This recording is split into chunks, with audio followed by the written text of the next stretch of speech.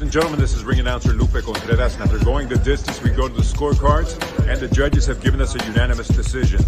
You must like and subscribe to Sontok Filipinas, otherwise... I saw the highlights. I saw the highlights of the body shot. I mean, wow, it's, what I admire about Nonito is when he fought Nicholas Walters, everybody thought Nonito was done, and obviously nobody told Nonito because he's still going at it. And just that body shot, the way it landed, all the credit to Gaballo. He tried to get up, and then he just realized, hey, this isn't working. And especially with a body shot, it's always so difficult to see that, because you see them going through the pain and the suffering. When they get knocked out, it's like they're out. Somebody wakes them up, but when you go through a body shot like that, you suffer through it. You see them trying to fight through. You see them going through the pain, and my credit to Gaballo, he did everything he could to get up, but he was in there against a Hall of Famer like Nonito that right now he's looking pretty darn good. Are you familiar with Riel Casimero? What do you think of him? Yeah, I really like his style. He's a guy whom, to me, when I see him, I see a showman. And in boxing, you need that part of you to get attention. In boxing, you can't just be good; you have to be special to really be successful and really get attention. Either you have to have people love you, or you have to have people hate you. If people just think you're okay, that's not so cool. You need people to be passionate about you. I love his style. I love the way he dresses. I love his hair. I love his attitude, and he's a showman. Obviously he has a very unorthodox style. He always comes in shape, but he's a guy that I enjoy watching. And if I see that he's he has a fight coming up, I definitely pay attention. Even if I don't get a chance to see it live, I'll go find it on YouTube, or I'll go look somewhere for it to make sure that I get to see how his career is going. Who do you think will win, Riel Casimero versus Inoue? That's a tough fight. Inoue is such a strong, such a quick fighter. Casimero he's not as technical as Inoue is. He's got some wide punches. He has a lot of openings that defensively. Inoue doesn't have a lot of those deficiencies, doesn't have a lot of those flaws. But also, when you have someone who is unorthodox, someone who has a crazy style in front of you, you can't predict crazy. You can predict orthodox. You know that the punches are going to come straight. They're going to come from certain angles. The speed obviously will be a problem. If you ask me right now, I would probably have to say Inoue, just because of what he's done. The power that he's had. Casimero has always been, he's always been good, but perhaps sometimes a little bit inconsistent. And I think if you're inconsistent against somebody that technical, it's going to be a problem. Who among the Filipino boxers that you announced that is unforgettable to you? There's probably two for the most part. Obviously, there's Manny. You got to love Manny. Manny is the guy that I've never been around a human being who enjoys being famous more than Manny Pacquiao. He's always smiling. He's always greeting people. He signs every autograph. We did a show with him in Macau when he fought Brandon Rios, and I had the chance to go in and watch him do some training, and I was amazed that he knew who I was. He knew my name. He was doing his workout, and out of the corner of his eye, he sees me, and he starts doing an impression of me as a ring announcer while he's doing shadow boxing. And I was like, wow, I can't believe that Manny Pacquiao actually knows who I am, and just the energy, the spirit, just the positivity that is around him. He's done so much for so many people. He's done so much for the Philippines. He's done so much for boxing. And he's done it the entire time with a smile on his face. And that's something that I'm in grand admiration of. And you look at him, you look at the way he keeps himself in shape. You look at some of the causes beyond himself that he's gone on to try and do. He's helped so many people.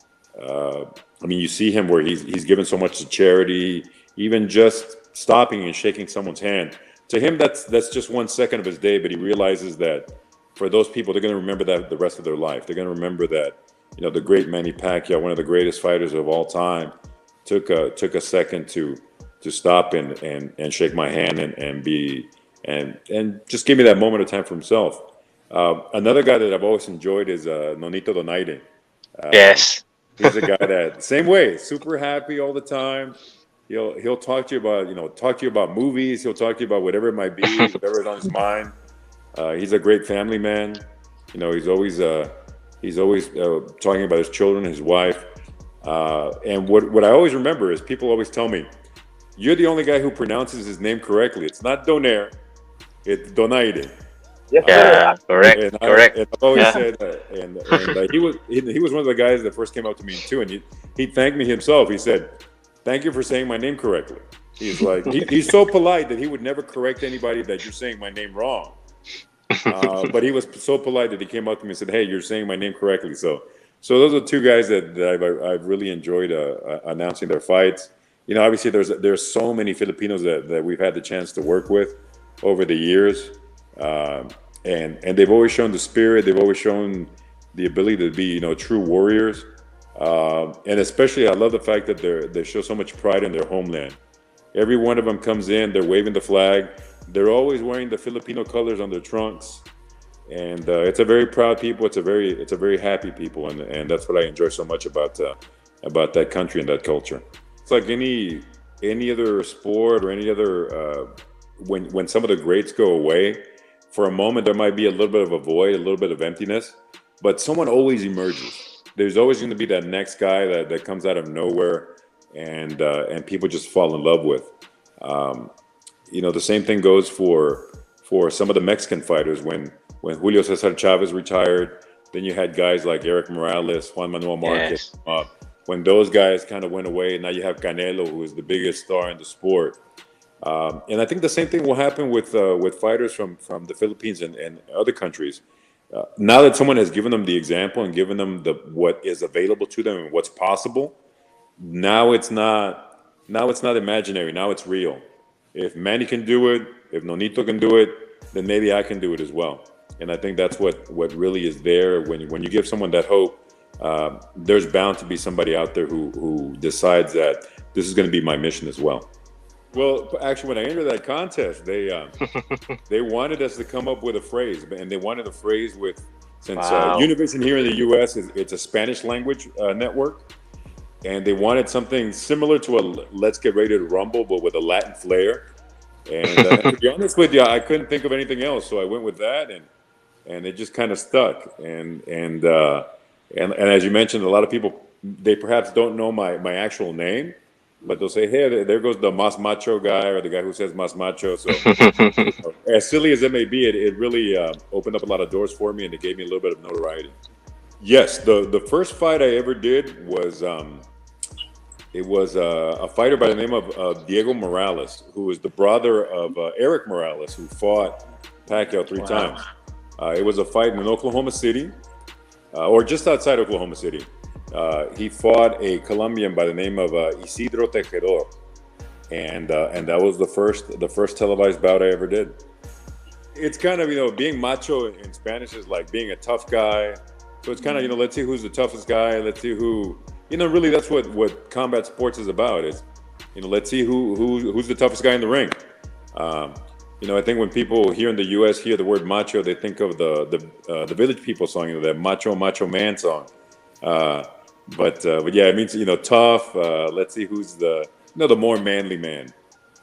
Yeah, same here in the country. Macho means being tough guys. Right. Yeah. Tough guy or big dude. Exactly. I started very briefly in MMA. It was only 1 or 2 shows that I did, and then I went into boxing. Boxing is really where I gained notoriety. But the whole time I've been doing other shows. I've done Bellator. I was the first announcer for Bellator when that first came out. Bellator? Yes, I've done Strike Force. Currently, we're doing a very successful series called Combate Global, which airs on Univision. It's been doing tremendous ratings. We just finished perhaps our highest rated season on Univision, and it's a series that puts a lot of emphasis on Latino fighters. We've had some Filipino fighters fight on there as well.